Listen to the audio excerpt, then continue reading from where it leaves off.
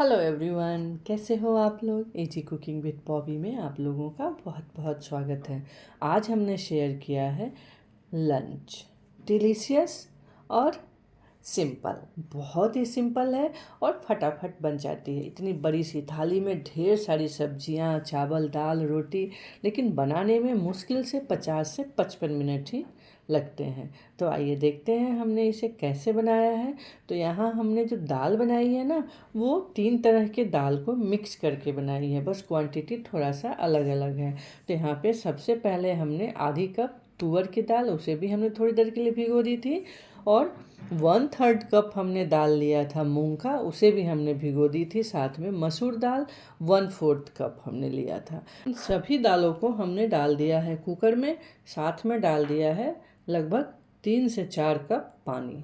आप चाहे तो 3 कप भी पानी डाल सकते हैं, थोड़ी गाढ़ी बनेगी।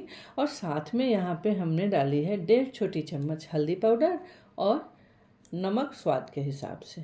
और ढक्कन को कर दिया है बंद।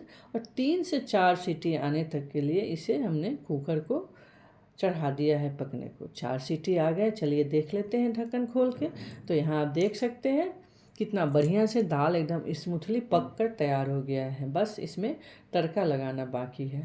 तो चलिए अब चलते हैं नेक्स्ट प्रोसेस की तरफ। तो यहाँ हमने 3 से 4 करेला को एकदम फाइन स्लाइसेस में काट लिया है और एक कढ़ाई को हमने चढ़ा दिया है। गर्म हो गया है, 3 टेबल स्पून इसमें डाल दिया ऑयल।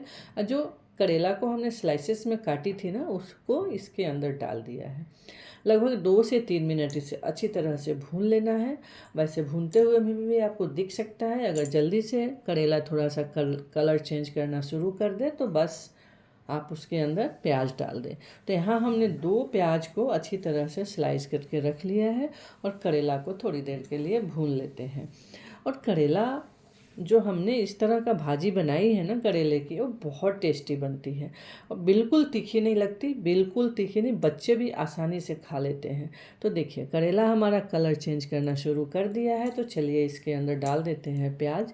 तो 2 प्याज को हमने फाइन चॉप किया था, यानी स्लाइसेस में काटी थी, इसके अंदर डाल दिया है।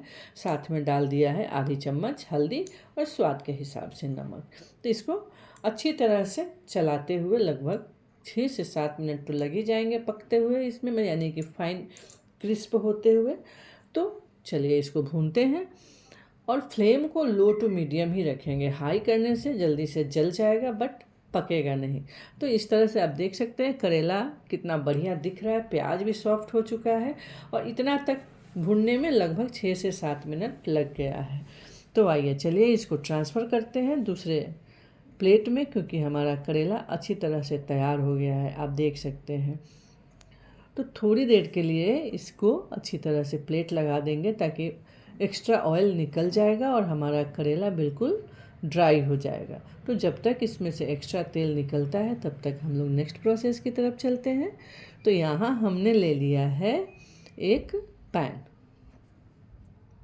उसमें डाल दिया है थोड़ी सी तेल, लगभग 2 से 3 टेबल स्पून। साथ में डाल दिया है छोटी चम्मच जीरा, क्योंकि यहाँ हमने बनाना है शाही पनीर के लिए मसाला, और साथ में उसी मसाले में से दाल को तड़का भी लगा लेंगे। और साथ में हमने 2 अनियन को फाइन चॉप कर लिया था और साथ ही 3 टमाटर को भी हमने फाइन चॉप किया। प्याज जैसी कलर चेंज करना शुरू किया, हमने डाल दिया टमाटर और नमक डाल दिया कि ताकि टमाटर जो है जल्दी से सॉफ्ट हो जाए। और अच्छी तरह से इनको सॉफ्ट करते हुए यानी दबाते हुए इसे भून लेना है। और साथ में हमने यहाँ पे डाल दिया है थोड़ा सा गरम मसाला पाउडर, ज़रा सा हल्दी पाउडर और नमक तो हमने डाला ही है। और इसको पलटे की मदद से अच्छी तरह से दबाते हुए हमने सॉफ्ट कर लिया। आप देख रहे हैं कितना बढ़िया सॉफ्ट हो गया है। जितनी मसाला हमने यहाँ बनाई है ना, उन मसाले का आधी हमने दाल के अंदर डाल देना है और बाकी बचे को हमने शाही पनीर के लिए रख लेना है। तो चलिए दाल के अंदर डालकर हमने अच्छी तरह से मिक्स कर लिया है और बाकी मसाले को थोड़ा सा इसको अच्छी तरह से और भून लेते हैं। अब थोड़ा कुछ कुछ इसके अंदर डाल भी देते हैं, जैसे अभी इसके अंदर जाएगा जिंजर गार्लिक का पेस्ट 1 छोटी चम्मच। तो 1 छोटी चम्मच जिंजर गार्लिक का पेस्ट डालकर थोड़ी देर के लिए इसको भून लेते हैं, लगभग 1 से 1.5 मिनट तक। आप देख रहे हैं ना कितना बढ़िया मसाला बनकर तैयार हो गया है। अब थोड़े से मसाले इसके अंदर जाएंगे, जैसे डाल दिया हमने थोड़ी सी धनिया पाउडर लगभग 1 छोटी चम्मच, आधी छोटी चम्मच जाएगा यहाँ पे जीरा पाउडर, साथ में 1 छोटी चम्मच लाल मिर्च पाउडर, वो अपने स्वाद के हिसाब से ऊपर नीचे कर सकते हैं। इन सबको मिक्स करके अच्छी तरह से भून लेना है, लगभग 1 से 1.5 मिनट इसे भी भून लेना है। देख रहे हैं ऑयल सेपरेट होना शुरू हो गया है। अब इस स्टेज पे इसमें डाल देते हैं 2 बड़ा चम्मच फ्रेश क्रीम। इसे भी मिक्स करते हुए अच्छी तरह से भून लेना। ध्यान रहे कि फ्लेम हमेशा लो टू मीडियम ही रखना है, हाई फ्लेम नहीं करना है। आप देख रहे हैं कितना बढ़िया मसाला एकदम क्रीमी बनकर तैयार हो रहा है। तो इसे 2 से 3 मिनट भूनकर इसके अंदर पहले से ही हमने 200 ग्राम पनीर को स्क्वायर शेप में काट लिया था, उसे इसके अंदर डालकर अच्छी तरह से कर लेना है मिक्स। थोड़ी देर के लिए इसे भी भून लेते हैं ताकि मसाला अच्छी तरह से पनीर के ऊपर लिपट जाए। अब आधी छोटी चम्मच गरम मसाला डाल देते हैं, साथ में डालते हैं थोड़ा सा कसूरी मेथी। हाथ पे रब करके इसके अंदर डाल देंगे थोड़ी सी कसूरी मेथी, लगभग 1 छोटी चम्मच, और इसको अच्छी तरह से कर लेते हैं मिक्स। तो आप देख रहे हैं लगभग हमारा शाही पनीर बनकर तैयार हो गया है। थोड़ी सी इसके अंदर पानी डाल देते हैं, लगभग आधा कप इसके अंदर पानी डाल देते हैं। आप चाहें तो इसमें पानी की जगह दूध का इस्तेमाल भी कर सकते हैं। तो थोड़ी देर के लिए इसको ढक्कन लगाकर पकने देते हैं, लगभग सिमर पे, लगभग 1 से 1.5 मिनट और। तो हमारा पनीर बनकर बिल्कुल तैयार हो गया है। चलिए इसे ट्रांसफ़र करते हैं दूसरे प्लेट में।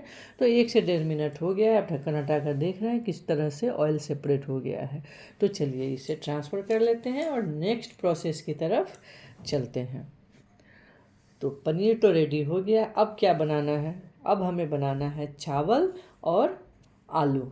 तो चलिए एक बर्तन में हमने एक पतीला में अच्छी तरह से पानी चढ़ा दिया है। यहाँ हमें 2 कप चावल पकाने हैं। तो चावल को हमने पहले से भिगो कर रखा हुआ था।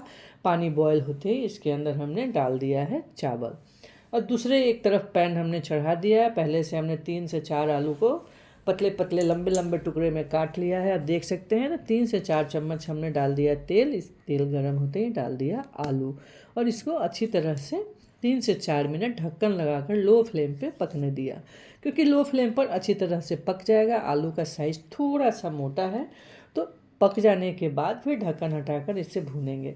तो इसी दौरान हमारा चावल भी लगभग कुक हो चुका है। चलिए चावल का पानी स्ट्रेन कर लेते हैं, क्योंकि आजकल लोग कुकर में चावल बनाना पसंद नहीं करते हैं, क्योंकि स्टार्च के साथ कोई चावल खाना पसंद नहीं करते हैं।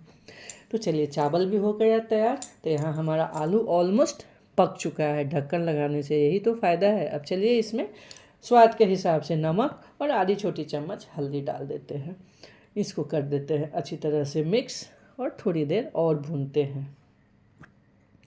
ये बहुत बढ़िया ये भुजिया लगता है। अगर इसके अंदर भुजिया, सॉरी हम लोग बोलते हैं, आप लोग आलू भाजी बोल सकते हैं।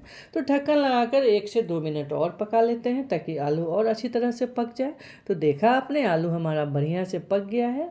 अब इसमें 3 से 4 हरी मिर्च को फाइन चॉप करके हमने डाल दिया है। आप चाहे तो लंबा लंबा स्लिट काट के भी डाल सकते हैं। तो फाइन चॉप करने से थोड़ा सा तीखापन आलू के अंदर आ जाएगा, तो बहुत अच्छा लगता है।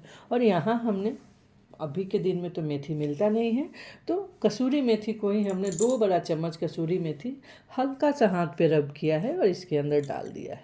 तो लीजिए, ये आलू मेथी भी, क्रिस्पी आलू मेथी भी हो गया तैयार। बस एक प्लेट लगाकर ऑयल को थोड़ा सा सेपरेट कर लेते हैं। अब चलिए नेक्स्ट प्रोसेस की तरफ चलते हैं, यानी कि एक तड़का बनाते हैं। दाल में तो पहले से हमने तड़का डाल दिया था, लेकिन ये तड़का दाल को और स्मोकी फ्लेवर देगा। तो हमने यहाँ पे डाला है 2 बड़ा चम्मच घी, साथ में डाल दिया है थोड़ी सी जीरा और 2 लाल मिर्च डाल दिया है। इसके साथ ही कश्मीरी रेड चिली पाउडर आधी छोटी चम्मच डाल दिया है, और साथ में आधी छोटी चम्मच गरम मसाला डाल दिया है। बस हो गया मेरा तड़का तैयार। फ्लेम को करना है ऑफ, और इसे दाल में प्लेस कर देना है। एक बार इस तरह से तड़का लगाकर आप देखना, दाल कितना स्मोकी स्मोकी, बहुत टेस्टी लगता है खाने में। कलर भी बहुत लाजवाब हो जाता है। तो देखा आपने कितना बढ़िया सा हमारा दाल हो गया तैयार। को कर देते हैं मिक्स, और सबसे लास्ट इसमें बहुत ही डिलीशियस और बहुत बढ़िया चीज़ डालना है, क्या? Coriander leaves. तो तो आप अपने हिसाब से इसके अंदर डाल दीजिए। तो हो गया ना दाल तैयार। अब चलिए पापड़ को ड्राई रोस्ट करते हैं। तो हमने बस डायरेक्ट गैस के ऊपर हमने पापड़ को 4 टुकड़ा किया और ड्राई रोस्ट किया। ये जो हम ड्राई रोस्ट कर रहे हैं ना, इस गरम गरम में ही हल्के हाथ से पापड़ को रोल कर देना है। देखने में बहुत अच्छा लगता है, स्वाद में तो कोई फ़र्क आता नहीं है, लेकिन देखने में बहुत लाजवाब लगता है। तो लीजिए तैयार है लंच की थाली, आप इंजॉय कीजिए। और हाँ, एक रिक्वेस्ट है, अगर आपको वीडियो पसंद आती है और ये थाली बहुत पसंद आएगी तो प्लीज़ लाइक शेयर सब्सक्राइब ज़रूर कीजिएगा। तो चलिए, थैंक्स फॉर वॉचिंग। मैं मिलती हूँ नेक्स्ट रेसिपी के साथ, तब तक के लिए बाय बाय।